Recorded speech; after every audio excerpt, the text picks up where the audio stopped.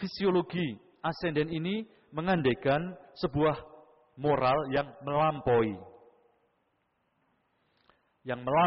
baik buruk, yang tidak menilai dunia karena dunia memang tidak bisa dinilai.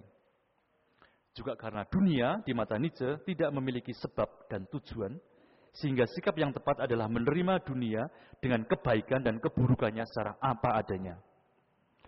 Di sini moral Tuhan bertindak tanpa rasa balas dendam, bertindak karena keberlimpahan dari dirinya. Kalau di sana ada ideal asketik, maka di sini ada asketisme seniman. Jadi jangan lupa bahwa figur seniman yang memiliki gaya itu juga bukan seniman dekaden ya. Jadi seniman bagi Nietzsche bukan seniman dekaden yang terserak, yang tidak utuh, yang tidak, kita nggak tahu mau ngomong apa seniman ini. Tapi seniman yang terbentuk oleh waktu, yang setia membentuk dirinya, sehingga kita bisa merasakan adanya keutuhannya dari apa yang dihasilkan. Maka saya mengatakan secara mungkin agak problematis, asketisme seniman.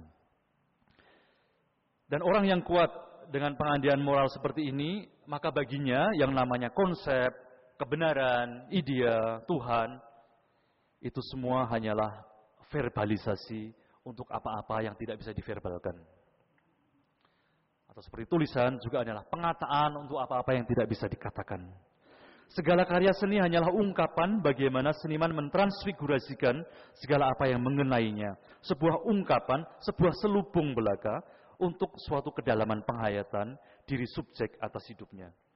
Jadi seniman, kalau dia serius dengan kesenimanannya, dengan seluruh apa yang mengenai menghinggapi hidupnya, dia akan selalu mewujudkan pergulatannya itu dalam sebuah karya, dan ia tahu bahwa karya yang ia hasilkan itu hanyalah selubung.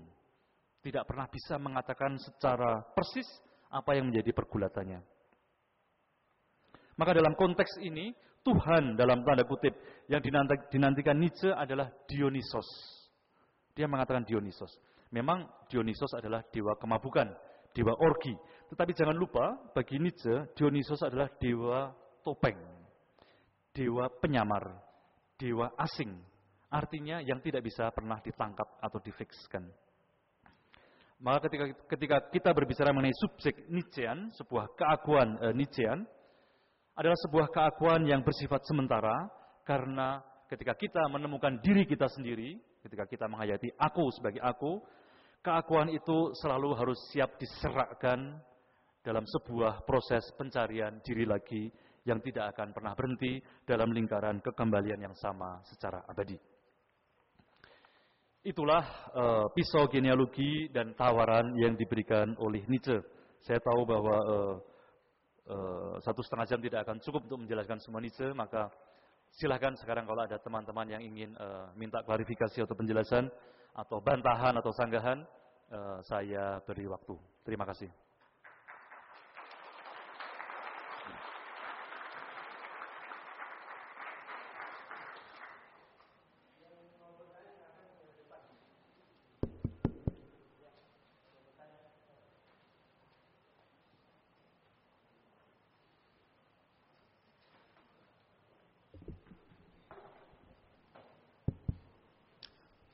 Terima kasih Pak Setio.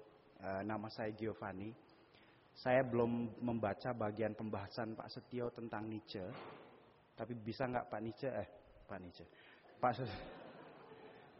Pak Setio sebagai Nietzschean memberikan analisa genealogi Nietzschean terhadap Nietzsche sendiri. Kira-kira bagaimana Pak? Terima kasih.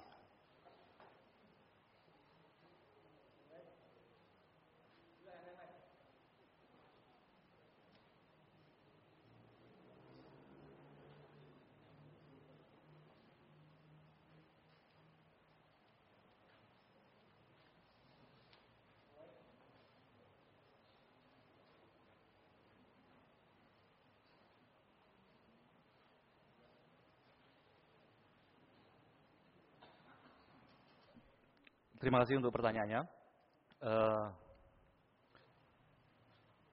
Tidak mudah untuk menjawabnya, jadi saya berpikir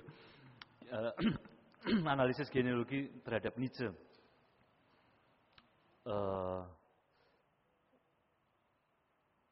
Saya hanya bisa mengatakan bahwa Nietzsche adalah orang yang bergulat ya.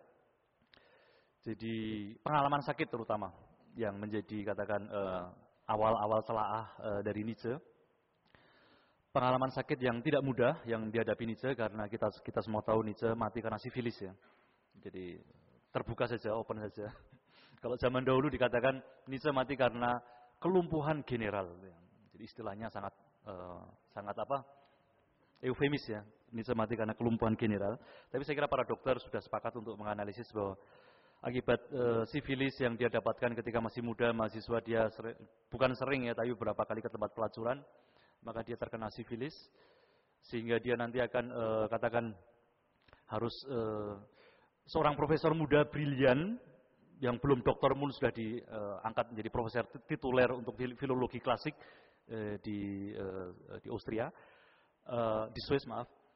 Tetapi karena sifilisnya ini, kemudian dia sering pusing ya, sakit kepala begitu ya.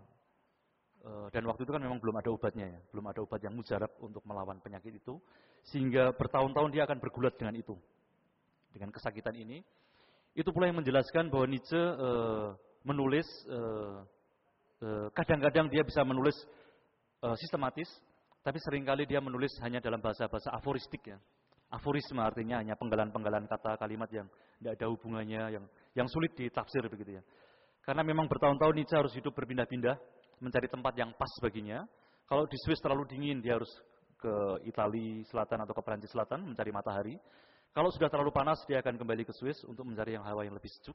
Jadi dia menjadi nomaden, orang yang katakan atau berziarah dalam bahasa bagusnya gitu ya. Tanpa bibliotek, tanpa perpustakaan, karena kondisi kesakitannya dia juga harus keluar dari universitas, menjadi orang yang hanya berjalan untuk menulis. Dan dia bergulat dengan apa yang mengenai dirinya ya, kesakitannya. Dalam kata pengantar, 4 paragraf kata pengantar Gaya Sienza, dia akan menunjukkan bahwa sebagai seorang psikolog, dia mengerti bahwa dalam situasi sakit, orang bisa lari. Ya, bisa lari. Ketika Anda sakit ya, terkena kanker misalnya gitu ya. Tidak mudah ya, saya belum pernah kanker, tapi saya mencoba membayangkan, pasti tidak mudah. Karena kita cenderung lari ke agama, ya, mencoba mencari penjelasan rasional, mengapa saya sakit ya.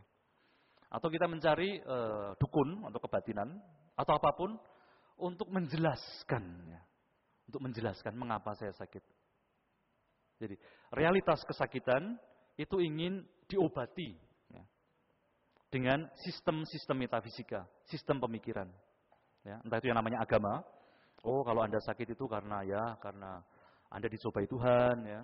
Karena Tuhan itu percaya Anda kuat gitu ya. Atau mungkin kalau Anda jahat mengatakan, wah Anda sakit karena Anda dihukum Tuhan. Karena Anda berdosa. Ini makanya peringatan dari Tuhan. Tapi toh ajaran-ajaran seperti itu dibutuhkan orang ya. Supaya bisa dipegang ketika dia menghadapi situasi yang tidak jelas, kesakitan yang menghantam seperti itu ya. Ini saya mengatakan bahwa jangan-jangan banyak filsafat muncul dari kesalahpahaman atas tubuh seperti itu. Ya, ketika orang tidak memahami kesakitannya dan lari dari tubuhnya, maka muncullah yang namanya filsafat, metafisika dan segalanya. Nietzsche menghadapi sakit itu.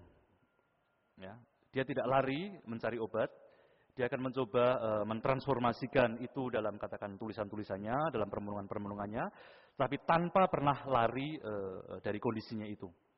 Dia menghidupi apa adanya, dunia adalah kesakitan dan kesembuhan, dunia adalah kesehatan dan kesakitan, semua dia terima apa adanya, dan dia akan mengkritik ya, menggenealogi semua pemikiran-pemikiran lain yang dianggap sakit. Nah, Nietzsche sendiri dia akan bergulat dalam kesakitannya, mencoba mentransformasikan pengalaman-pengalamannya dalam karyanya, dalam bukunya ya. Karena bagi dia namanya filsafat adalah transformasi dari apapun yang mengenai dirimu sendiri. Jadi bahan filsafat bukanlah buku, bukanlah perpustakaan, bukanlah ide, tetapi apa saja yang mengenai dirimu sendiri sampai ke jeroan-jeroanmu. Dan itulah yang kamu transformasikan menjadi seni. Jadi filsafat adalah Kunst der Transfiguration, ya, sebuah seni mentransfigurasi apapun yang mengenai dirimu. Dan dalam pencarian inilah saya kira Nietzsche tidak akan berhenti pada sebuah ide fix ya. Tentu ada seorang Heidegger yang akan mengkonstruksikan pemikiran Nietzsche secara luar biasa, seolah-olah ada yang namanya ontologi Nietzschean begitu ya, dalam yang namanya kehendak kuasa itu. Tetapi kalau kita melihat sebetulnya kita membaca secara lebih teliti,